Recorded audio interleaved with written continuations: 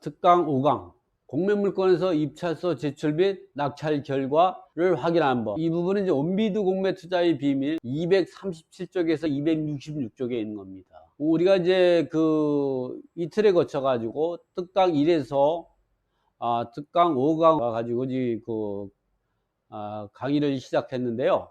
벌써 이제 마지막으로 특강 5에서는 공매물건을 찾아가지고 입찰서를 제출 및 낙찰 결과 확인 및 그리고 잔금을 납부하는 방법까지 공부해 보도록 하겠습니다.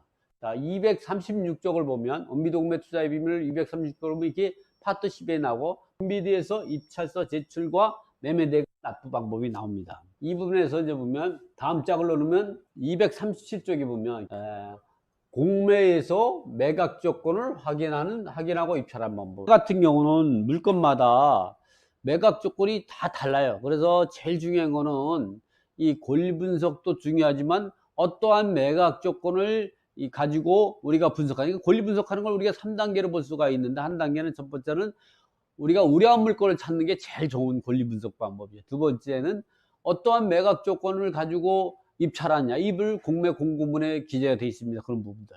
세 번째는 우리가 이제 이 공매가 이 공매 입찰 기록하고 그러면 공적 장부인 등기부라든가 또는 이제 건축물 대장 또는 열람 또는 현장을 답사해서 부동산 시세 조사를 해서 우리가 어떻게 수익 분석하고 입찰에 참여하느냐, 이렇게 3단계로 우리가 권리 분석해서 입찰에 하게 되는데, 그래서 공매물건에서 매각 조건을 확인하고 입찰해야 된다. 이 가장 먼저 나와 있죠.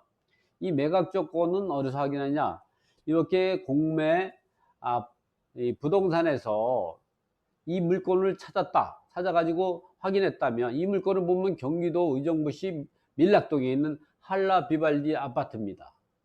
그리고 전용 면적은 84.9, 35평형이고 감정가가 2억 9,400인데 얼마, 신건이죠. 이게 최근에 물건이니까 10년 1월 13일 날 매각이 되는 거니까 이거는 감정가가 시세보다 낮죠. 왜냐면 지금 한 3년 2017년부터 계속 아파트가 가격이 올랐으니까 지금 감정가는 시세보다 낮을 수밖에 없는 거죠. 그래서 1차에서 이런 신권에서 이 물건을 찾아봤는데요.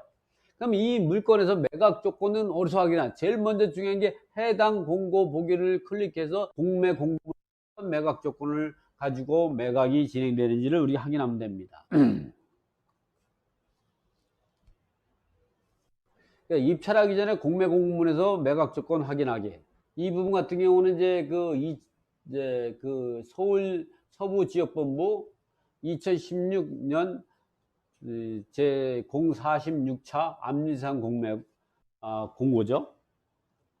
그래서 입찰 방법이라든가 또 낙찰자 결정 방법, 그리고 대금 납부 방법, 공매 재산이 명도 책임을 누가 가지고 있느냐, 또 매각 재산이 권리 이전 방법, 공매의 취소 또는 공의자 우선 매수는 언제까지 하느냐, 마지막으로 또 보면 차순위 매수 신고는 언제까지 하느냐, 매각 결정 및 매각 여부, 또 매각 결정의 취소, 주의사항, 이런 것들을 확인하는 거죠.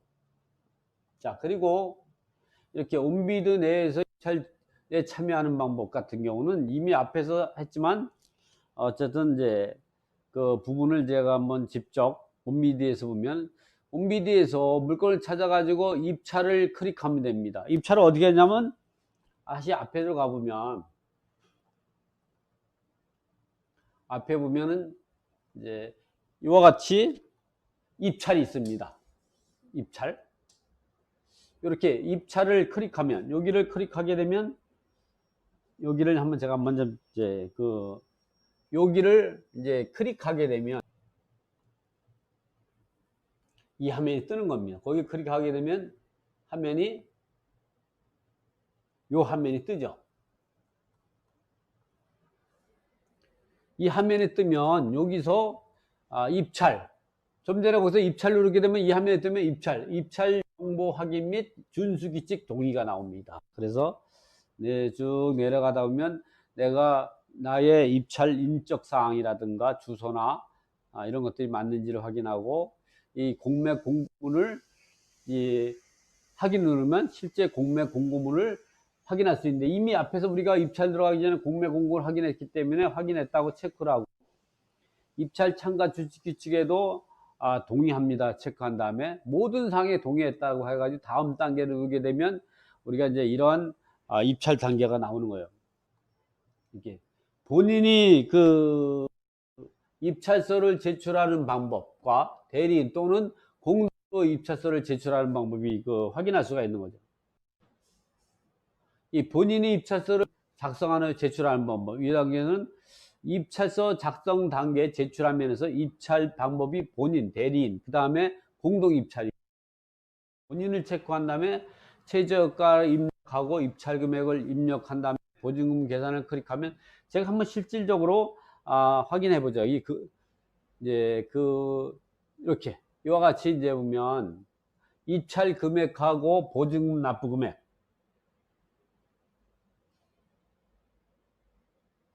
여기에서 보면 이와 같이 입찰 방법에서 색깔을 한번 좀 제가 녹색으로, 입찰 방법에서 본인인 경우는 본인의 체크하면 되죠. 대리 입찰일 경우는 대리 입찰을 체크하면 되고, 공동 입찰할 때는 공동 입찰이고, 이제 우리가 공동 입찰할 때 다른 공동 입찰들이 다 온비드 회원이고 온비드 회원이라면 전자 입찰 방식으로 선택하면 되는 거고, 대표 입찰자만 온비드 회원이면, 다른 사람은 비회원이면 서류 제출 방법으로 입찰에 참여하면 됩니다. 이렇게 우리가 선택하는 방법을 나오고요. 다음에는 뭐냐면은 이렇게 본인을 선택했다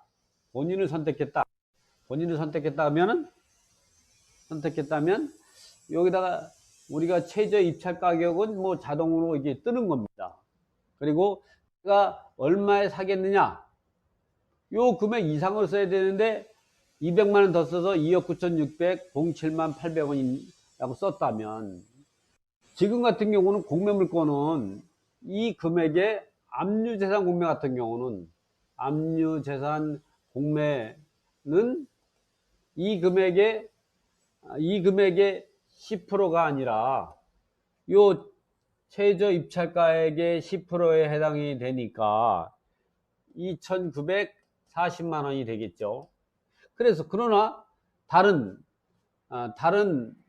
공매 물건 같은 경우는 매수 심한 가격, 입찰 가격의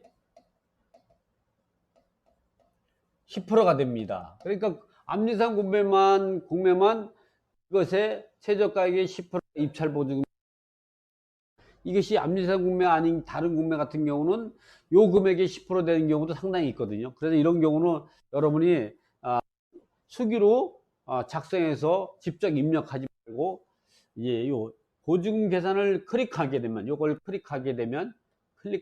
자동적으로 이 공매 물건에 맞는 최저가의 공매 물건에 맞는 입찰 보증금이 자동으로 등기됩니다.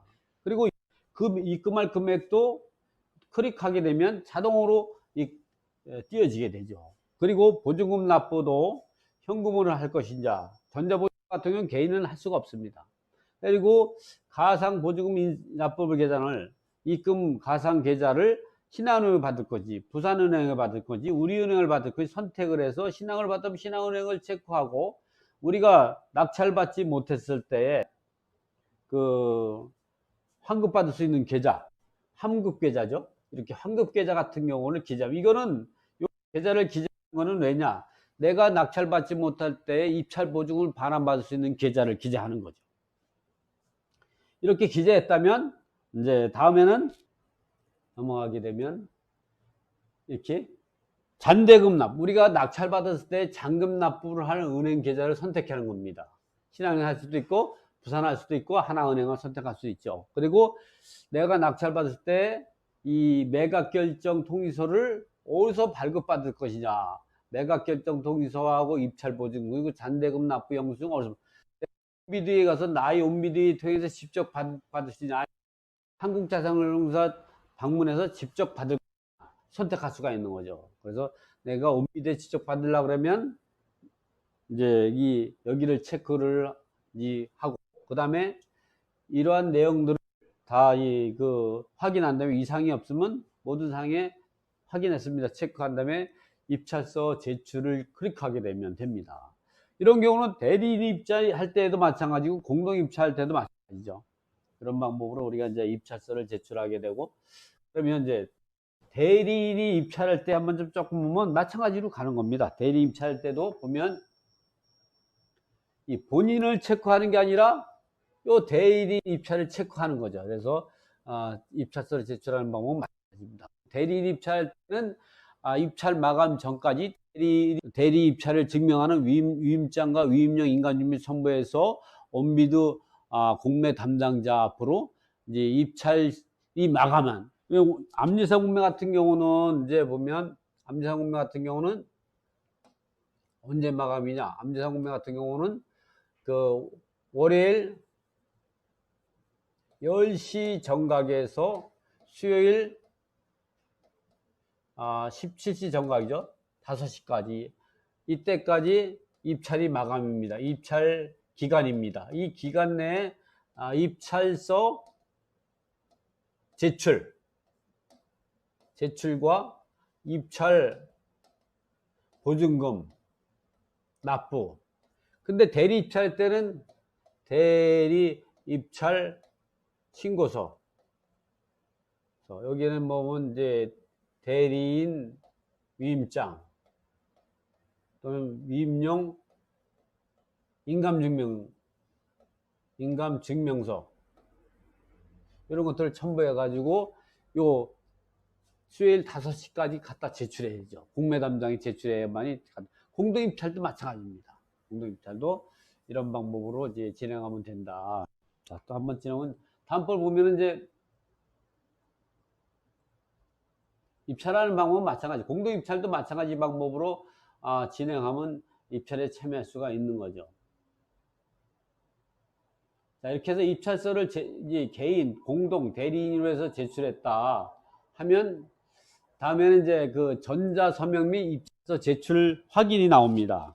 그래서 이제 보면 이와 같이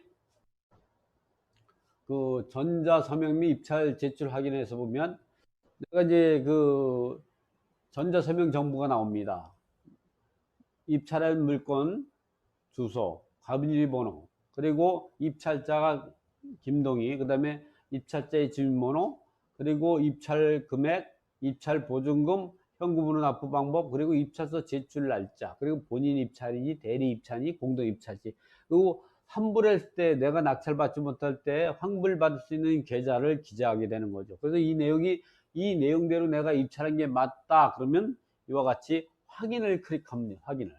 확인을 클릭한 다음에 클릭하면 자동적으로 인증서 입력으로 전자서명으로 본인 확인을 절차가 나오죠. 이럴 때 보면 이와 같이 이제 하드 디스크 있을 때는 여기를 클릭하면 되고, 이동식 디스크 때는 여기를 클릭하게 해서 아예 그 공인인서를 클릭하면서 암호를 누르고 확인을 누르게 되면 입찰서를 제출하게 되는 거죠. 이런 방법으로 본인을 입찰 물건을 확인하고 본인을 확인 절차를 거쳐서 입찰, 이런 것 때문에 우리가 공인인서를 회원만 가입하면 안 되고 공인인서를 등록해서 이 본인임을 확인한 절차를 통해서 입찰에 참여해야 된다.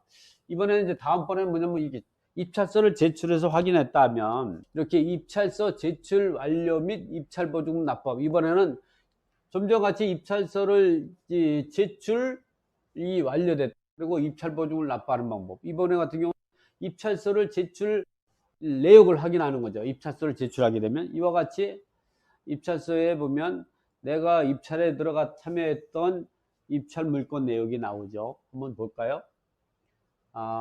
물건 아파트의 주소지, 그 다음에 물건 관리 번호, 그 다음에 내가 입찰한 입찰 금액, 그리고 내가 입찰 보증금을 납부할 입찰 보증금, 그 다음에 그 입찰서 제출 시간, 그리고 본인이 입찰, 그리고 입찰자의 인적사항이 나오죠. 입찰사의 인적사항이 이제 나와요. 그래서 이제 그 이름, 전화번호, 그리고 주소, 그리고 나오고, 이거는 내가 낙찰받지 못할 때 돌려받을 환불 계좌가 되죠. 이런 경우는 암지세금매 같은 경우는 목요일, 월요일 10시에서 10시 정각에서 수요일 17시 정각 입찰 기간이 주어지고, 목요일 11시에 낙찰자를 결정하게 되는데, 이 낙찰자 결정할 때에 낙찰자가 되지 않고 유찰자가 된다면 이 환불 계좌로 자동으로 이차가 되죠. 한 11시 한 30분 정도면 자동으로 이제 이체되고 문자로 옵니다. 그 다음에 나의 입찰 내역을 확인. 이럴 때에 직접 요거를 나의 입찰 내역을 확인하게 되면 여기에 기재된 가상계좌, 입찰 보증을 납부할 가상계좌를 이제 확인할 수 없으니까 보통 인쇄를 눌러서 내가 입찰할 가상계좌 확인하는 방법 또는 그냥 요 가상계좌를 이제 수기로 작성해가 납부할 계좌를 가지고 그리고 나의 입찰 내역을 확인하면 되는 거예요. 이럴 수도 있고 두 가지 방법을 할 수 있는데 어쨌든 요 가상계좌를 적고 나의 입찰 내역을 확인을 클릭하게 된다면 이렇게 지금과 같이 그 입찰 보증금 미납하죠. 요 입찰 보증을 납부하는 방법 같은 경우 입찰 보증금이 1,000만 원까지는 일시 납입니다. 근데 1,000만 원에서 1원만 초과된다 하면 분할 납부가 가능합니다. 이 분할 납부를 하러 가지고 이 1,000만 1원만 되면 그거를 이제 월요일부터 입찰 기간이 마감된 수요일 5시까지 이제 10번, 100번에 나눠서 납부해도 되는데 그 누구의 이름으로 납부해도 상관없어. 나한테 주어지는 가상계좌이기 때문에 누구 이름으로 납부해도 상관없는 거죠. 그래서 이럴 때에는 이제 그렇지만 수요일 5시를 초과되면 안 되는 겁니다. 그런 부분도 우리가 입찰 보증을 할 때 이런 사항을 우리가 주의해야 한다. 그러니까 입찰서를 이렇게 제출하고 입찰 보증을 수요일 5시까지 입찰을 제출해야만이 입찰이 완벽해지는 거죠. 입찰이 완료이 되는 겁니다.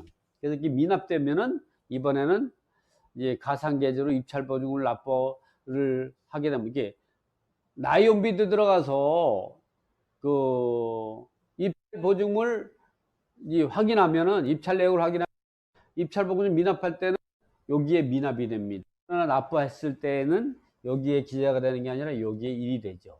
두 개를 입찰했다. 그럼 여기 두 개인데 하나는 보증금을 납부하고 하나는 보증금을 납부하지 않다. 이렇게 기재가 되는 거죠. 이번엔 세 개를 입찰 들어갔다. 하나가 아니라 세 개 입찰 들어갔는데 또는 세 개를 다른 물건을 입찰 들어갈 수도 있고 내가 아니면 하나 물건을 세 번을 입찰 들어갔는데 두 번은 입찰 보증을 납부하지 않고 하나만 입찰 보증 납부했다. 그러면 여기에 일이 두 개가 돼 있고 보증금 납부는 하나가 완납이 되죠. 그래서 우리가 입찰서를 제출할 때에 암지세금매 같은 경우는 여러 번에 거쳐서 입찰서를 제출할 수가 있습니다. 문제는 입찰 기간 동안에 여러 번의 입찰서를 제출하고 입찰 보증을 납부하지 않았다. 그러면 다 무효가 되는 겁니다. 그러나 세 번의 입찰서를 입찰 기간 동안 했는데 그 중에 세 번을 다 입찰 보증까지 납부했다. 세 개가 다 유효한데 그 중에 제일 높은 가격으로 입찰한 금액이 낙찰가고 하고 나머지 두 개는 다른 사람이 입찰 들어갔을 때 떨어진 금액으로 유찰자가 우리 지휘가 돼가지고 입찰 보증은 바로 목요일날 11시에 반환받게 되는 거죠. 이번에는 내가 입찰서를 3개 제출하고 그 중에 이제 하나만 입찰 보증을 납부했다. 그 3개 입찰할 때 각각 가상계좌가 따로따로 정해지니까 하나만 납부했다면 납부한 것만 유효하고 두 개는 무효가 되는 거죠. 예를 들어서 이렇게 세 번을 입찰에 들어갔는데 보증금 미납한 게 두 개 되고 하나만 만납했다면 그것이 되는 거죠. 근데 문제는 우리가 조심해야 될 게 이렇게 세 번의 입찰 들어갔는데 하나는 5억 3천만 원짜리, 네, 5억 3천만 원, 이번엔 5억 2천만 원, 5억 1천만 원인데 내가 5억 3천만 원 입찰서를 제출하고 두 번째는 5억 2천 쓰고 마지막 날에 이렇게 5억 1천을 썼다 그러면 입찰 보증을 납부하지 않을 때는 5억 1천에 대해서 가상계좌로 입금하면 이게 유효한 거고 나머지는 무효가 되는데, 문제는 입찰 보증을 다 납부했을 때에는 5억 3천만 원으로 입찰서를 제출하고 입찰 보증 납부했다면 이 5억 2천, 5억 1천으로 입찰하는 거는 의미가 없습니다. 어차피 이게 낙찰자가 될 것이니까요. 그래서 이런 부분을 입찰서를 제출하고 입찰 보증금 납부했을 때 우리가 하는 방법에 대해서 우리가 어쨌든 이렇게 입찰 보증금 납부하게 하고 나이온비드 들어가서 확인하면 이렇게 완납 처리가 되죠. 우리가 입찰서를 제출하고 입찰 보증금 납부했는데 내가 입찰서 제출하고 입찰 보증금 납부한 게 정확하게 입찰이 제대로 됐는가를 확인하려면 온비드 상단에 나이 온비드 들어가서 나의 입찰 진행 내역을 확인하면 됩니다. 확인해서 입찰 보증금이 완납 처리됐다면 완벽하게 입찰서가 제대로 입찰이 완료된 거죠. 이번에는 온비드 화면에서 입찰 결과, 즉 낙찰 결과를 내가 낙찰했는지 아니면 낙찰받지 못했는지 이걸 확인하는 거죠. 그래서 우리가 온비드 하면서 입찰 결과를 확인하면 입찰에 참가한 본인이 직접 입찰 결과를 확인, 내가 입찰서를 제출했어요. 근데 내가 낙찰받았는지 낙찰받지 못했는지 확인하는 방법하고, 나는 입찰에 참여하지 못했어요. 그런데 다른 물건을 관심 물건이기 때문에 다른 사람이 그런 물건을 얼마 입찰 들어갔는지 우리가 확인할 필요가 있죠. 왜 그러냐? 그러한 분석을 하면서도 이러한 물건이 유형의 물건이 있을 때 우리가 얼마 정도의 입찰가를 쓰면 낙찰받을 수 있을까? 이런 부분들을 분석할 수 있는 거죠. 그래서 이번에는 입찰에 참가한 본인이 입찰 결과를 확인하는 방법 같은 경우는, 암세상 같은 경우는 월요일 10시부터 수요일 5시까지 입찰서를 제출하고 입찰 결과는 목요일 오전 11시에 입찰 결과를 확인하고 물건이 많을 때 11시 30분 정도까지도 갑니다.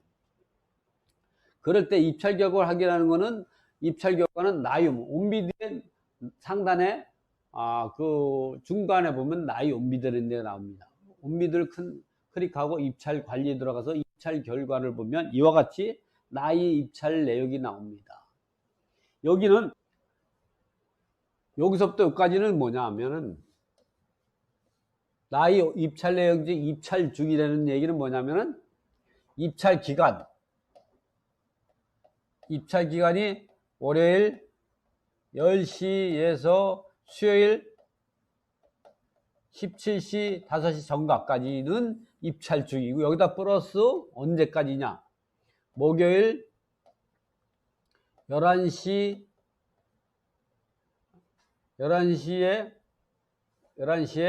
낙찰자 결정하기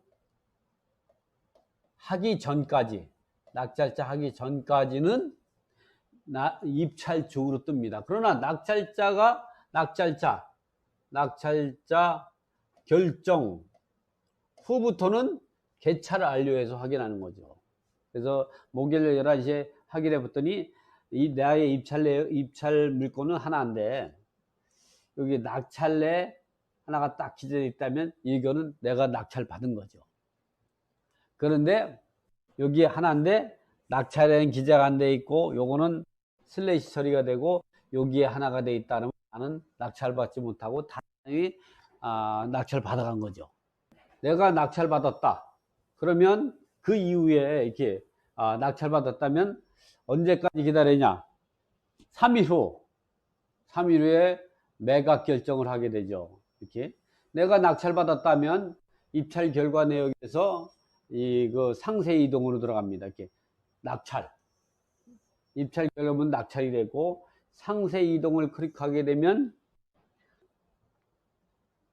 상세 입찰 결과를 확인할 수 있고, 이 상세 입찰 결과를 이제 확인하면 이와 같이 몇 명이 입찰 들어가, 이 물건을 유효가 4명, 무효가 2명이다. 이 말은 뭐냐면 유효로 입찰을 유효하게 쓴 이렇게 1등, 2등, 3등, 4등 입찰서를 제출하고 입찰 보증까지 납부한 사람, 이게 4명이다. 이 무효라는 건 두 가지로 생각할 수 있어요. 하나는 뭐냐면은 6명이 입찰에 들어왔는데 2명은 입찰서만 제출하고 입찰보증 납부하지 않았다는 의사표시가 될 수도 있고, 또 하나 뭐냐면 4명만 입찰 들어갔는데 그 중에서 2사람이 2번 입찰서를 제출하다. 아니면 그 4명이 들어왔는데 한 사람만 3번 입찰해가지고 2번은 입찰보증 납부하지 않았다. 이런 의사표시가 될 수가 있는 거죠.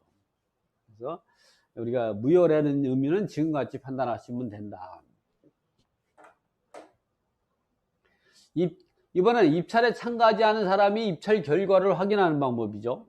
이때는 그 온비도 하면 메뉴에서 입찰 결과를 이제 하게 되면 이렇게 입찰 결과에서 이제 물건 입찰 결과를 선택한 다음에 뭐 관리번호를 알면 관리번호를 기재하면 좋고요. 관리번호를 모를 때는 요 개찰의 시효를 선택한 다음에 자산 구분을 선택한 다음에 검색을 누르게 되면 이와 같이 다른 사람이 입찰 들어가서 이제 그 낙찰받은 금액이 나오고, 요 금액에서 상세 보기를 누르게 되면 몇 명이 입찰 들어온 거를 앞에서 같이 확인할 수가 있는 거예요. 앞에서 같이 확인할 수가 있어요. 좀 전에. 이번에는 우리가 그러한 낙찰을 받았다. 그랬을 때는 낙찰 받았다 하면은 이런 걸 또 알아야죠. 우리가 이제 한번 제가 입찰 방법에서 입찰 기간부터 낙찰 받고 나서 매각 결정, 잔금 납부하는 방법에서 우리가 다시 한번 제가 정리를 해보면 이렇게 되는 거예요. 예, 입찰 기간이 이제 보면 첫 번째 입찰 기간이, 이거는 뭐 신탁 공매나 뭐 암지상 공매나 이게 물건마다 좀 다르지만 제일 많은 공매 물건 제일 많은 90% 찾지 않은 암지상 공매를 보면 입찰 기간은 월요일 10시 정각에서 수요일 17시 정각에 입찰 기간이 주어지죠. 이렇게. 그리고 다음날, 여기 다음날, 하루 후, 1일 후, 낙찰 결과 공표, 입찰, 요거는 이제 보면 목요일 11시 정각에 하게 되죠. 그 다음에 이제 보면 3일 후 이제 금, 토, 월이 되죠. 왜냐면 일요일은 법정 공휴일이니까 산입하지 않습니다. 그러니까 3일 후 월요일 10시 정각에 매각 결정과 즉시 확정이 되어버리죠. 이때부터 30일 이내 잔금 납부가 이루어지고, 이때 미납하면 미납시 납부 최고 기한 10일이 주어지죠. 이게 납부 최고. 이때부터 30일 이내 배분길이 잡히죠. 이 배분길로부터 역산해서 7일 이내 배분계산서가 작성이 돼요.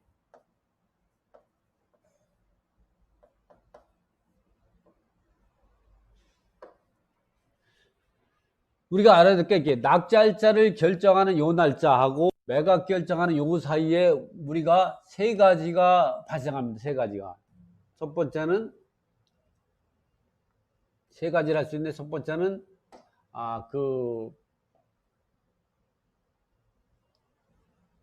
체납자가 낙찰자 동의 없이 체납액을 상환하고 체납액 상환 후 공매 취소를 할 수 있다. 두 번째는 공유자가 우선 매수 할 수 있는 시간이 이렇게 낙찰자 결정 후 매각 결정이 확정되기 요전에 할 수 있어요. 세 번째, 차순위 매수 신고. 차순위 매수 신고 역시 요 낙찰자 발표하고 이 매각 결정. 그러니까 결국 뭐냐면 공유자 우선 매수 같은 경우는 법원 경매처럼 뭐 1회 이상 뭐 할 수 있냐 없냐 다툼이 필요 없어요. 낙찰자 결정이 돼. 법원 경매 공유자 우선 매수 같은 경우는 나 차질 매수인 건 낙찰자가 결정하기 전에 최고의 입찰자를 결정하기 전에 공유자 우선 매수할 사람이 공유자 우선 매수하세요. 차질 매수하세요. 차질 매수하세요. 이런 얘기 나오지만 공매 같은 경우는 낙찰자가 결정이 돼야만이 공유자 우선 매수도 있고 차질 매수 신고를 할 수 있다. 그리고 체납자가 공매를 취소할 때 낙찰자 동의 없이 공매를 취소할 경우는 하는 경우 매각 결정 전이다. 매각 결정 이후에는 반드시 낙찰자의 동의가 있어야 한다. 낙찰자의 동의가 있어야 낙찰자 동의가 있어야만이 된다. 그래서 우리가 공매 낙찰 받을 때 체납액이 뭐 500만 원이다, 2천만 원이다, 5억짜리 아파트, 10억짜리 아파트. 그럴 때는 이 경매 같은 경우는 그런 경우 낙찰 받아봐야 민사집법 102조에 의해서 무효로 경매가 취소가 되니까 낙찰받을 의미가 없지만 공매 같은 경우는 이런 경우 낙찰받으면 법원 경매다 보다 이 매각을 이 낙찰을 취소시키기가 상당히 어렵습니다. 그래서 이런 경우는 우리가 낙찰받더라도 체납자가 취소해달라고 요청할 때 일정한 수고료를 받고 우리가 취소할 수 있는 이러한 좋은 사항이 발생할 수도 있다. 이런 내용으로서 이런 절차를 우리가 알고 있어야 된다. 이런 절차가 끝이 났다 하면 다시 본론으로 가가지고 그래서 이렇게 우리가 이제 공유자 우선 매수를 왜 이렇게 언제까지 하나 또 사실 매수 얘기 나온 거죠. 우리가 이제 어쩌면 공유자 우선 매수할 때는 이렇게 상세 입찰 결과에서 공유자 우선 매수 신청하는 방법이 나옵니다. 클릭해서 공유자 우선 매수 하면 되고요. 차실 매수도 마찬가지입니다. 나의 입찰 결과에서 유찰됐을 때 차실 매수가 뜨면 상세 이동으로 들어가서 차실 매수인 거를 그 매각 결정 전까지 하면 됩니다. 이번에는 매각 결정서에서 매각 결정서 입찰 보증 수용을 교부받는 경우는 나이 온비드에 들어가서 입찰 관리 입찰 결과에 들어가서 이제 개찰 완료된 요 부분을 클릭하게 되면 이와 같이 낙찰이 나옵니다. 그럴 때 낙찰을 클릭하게 되면 이 낙찰 이제 대금 납부 정보와 낙찰 후의 절차가 나오는데 이 낙찰 후 절차를 클릭하게 되면 이와 같이 매각 결정 통지서와 이 보증금 영수증을 발급받았습니다. 여기서 매각 결정 통지서와 대금 납부 영수증이라 기재되는 거는 어차피 여기서 매각 결정 통지서와 입찰 보증 영수증 또 잔금을 납부해서 또 들어가 보면 이제 그 잔대금 영수증 발급받을 수 있기 때문에 이와 같이 매각 결정 통지서 및 잔대금 납부 영수증으로 그냥 통일된 거지 사실은 클릭하게 되면 매각 결정 잔금 납부하기 전에 클릭하면 매각 결정 통지서와 입찰 보증 영수증이 나오고 잔금 납부하고 여기서 클릭하게 되면 잔대금 납부 영수를 통일해서 이 잔대금 납부 영수증과 매각 결정 통지서를 첨부해서 이제 그 등기를 이전하면 되는 거죠. 실질적으로 그래서 매각 결정 통지서는 이와 같은 형식을 가지고 있어요. 그래서 체납자 매수인 매각 부동산의 재산 그 다음에 매각 금액 그리고 매각 결정 기일 그리고 매수 납부 기한 배분 기일 이런 것들이 기재가 돼 있죠. 입찰 보증금 영수증 이와 같이 입찰 보증금 체납자 매각 물건 입찰 보증금 이렇게 해가지고 매각 대금 중 보증금 이렇게 되죠. 잔금 납부했을 때도 마찬가지로 이 공매로 낙찰받아 잔금 납부와 소유 잔금을 납부하게 되면 이와 같이 나연비 들어가서 입찰 결과에서 잔금 납부 영수증 발급받으면 이와 같이 영수증을 납니다. 그래서 이 매각 결정서와 이 잔금 납부 영수증을 가지고 등기 소유권 전등기를 첨부하면 되죠. 이 매각된 완납증 영수증은 필자가 다른 공매 물건을 낙찰받았을 때 발급받은 내용으로 첨부한 것이 참고하면 된다. 그 다음에 암지상 공매에서의 소유권 등기 절차는 한국자산관리공사는 매수인이 매수대금을 납부하고 그 증명서와 소유권 그러니까 매각 결정 통지서 매각 결정서와 그 다음에 잔금 납부 영수증 입찰 보증 영수증을 소유권 이전 서류와 함께 첨부해서 소유권 등기를 청구해 보면 된다. 그러니까 등기를 이전할 수가 있다 이 말이죠. 또 다양한 공매에서 낙찰받은 납부 소유권 이전 등기도 마찬가지입니다. 이번에는 원비디 들어가서 내가 실질적으로 입찰하는 방법을 간단하게 한번 물건 찾아서 입찰하는 방법을 가지고 설명하고 오늘 강의를 마칠까 합니다.